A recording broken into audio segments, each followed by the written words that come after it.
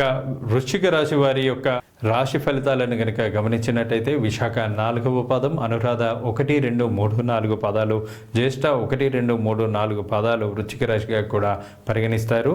ఈ రాశి వారికి ఈ సంవత్సరం ఆదాయం 2, వ్యయం 14, రాజపూజ్యం 5, అవమానం 2గా కూడా ఉంది.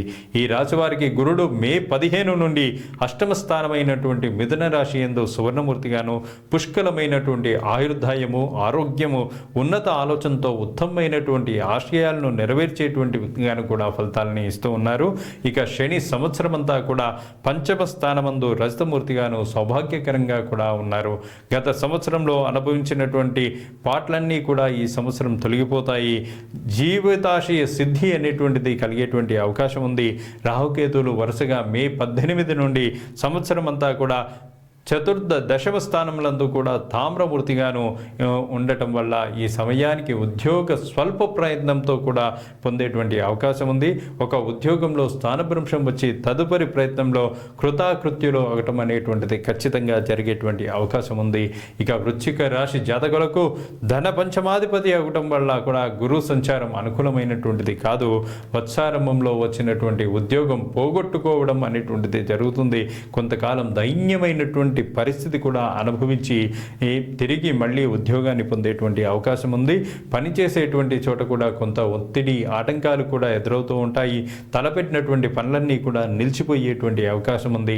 ఆరోగ్యం క్షీణించడంతో ఖర్చులు అనేటువంటివి పెరుగుతూ ఉంటాయి. విదేశీ ప్రయాణాలు ఈ రాశి వారికి అనుకూలిస్తాయి. అక్టోబర్లో భాగ్యస్థాన సంచారం నిలిచిన అన్ని పనుల్లో కూడా విజయాన్ని తెచ్చిపెడుతుంది. అదేవిధంగా మీకు ఈ సంవత్సరం అదృష్టం అనేటువంటిది కలిసి వచ్చేటువంటి అవకాశం ఉంది. డిసెంబర్లో సంపదను సృష్టిరం చేసుకోవడం, వ్యాపారస్తులు కొనుగోళ్లపై ప్రత్యేకమైనటువంటి శ్రద్ధ వహించడం అనేటువంటిది అవసరంగా కూడా చెప్పబడింది. ఈ రాశి వారందరూ కూడా ఆరోగ్యం గురించి శ్రద్ధ అవసరం. కోర్టు సంబంధించినటువంటి ప్రతిబంధకంలో అనేటువంటిది ఎదురయ్యేటువంటి అవకాశం ఉంది. లక్ష్మీ నరసింహస్వామి వారికి అభిషేక అర్చనాదులు కనుక చేయడం వల్ల ఈ రాశి వారికి ఉండేటువంటి సమస్యల నుంచి కొంత బయటపడేటువంటి అవకాశం ఉంది. గురుడు అష్టమ స్థాన సంచారం సానుకూల వాతావరణాన్ని కూడా, అదృష్టాన్ని, ఆశావాద దృక్పథాన్ని కూడా కలిగించేటువంటి స్థానంలో ఉన్నాడు. దానివల్ల కొంత ఆశాజనకమైనటువంటి పరిస్థితులు కూడా కనబడుతూ ఉంటాయి. సంతానం గురించి కొంతమేర ఆందోళన ఉంటుంది. ఆదాయం పెరుగుతుంది. వ్యాపారస్తులు తమ ఆదాయాన్ని పెంచుకొని పురోగమించినటువంటి స్థానానికి చేరుకుంటారు. ఇక స్టాక్ మార్కెట్లో పెట్టుబడులు కొంత మేరకు ప్రయోజనాన్ని కూడా కల్పిస్తాయి. వృత్తి విషయాలు కూడా ఆశాజనకంగా ఉంటాయి. వివిధ మార్గాలలో కూడా సంపాదనను పొందేటువంటి అవకాశం ఉంది. తెలివితేటలతో ఇతరులను గెలిచేటువంటి అవకాశం కూడా ఉంది. ఇక ఆయుర్వృద్ధి అవుతుంది. అదేవిధంగా జీవనంలో పరిపక్వత కూడా వస్తుంది. ప్రతి విషయాన్ని లోతైనటువంటి విశ్లేషణతో అధ్యయనం చేస్తారు. మంచి ఆలోచనలు కూడా కలిగి మంచితనాన్ని పెంపొందింపజేస్తారు.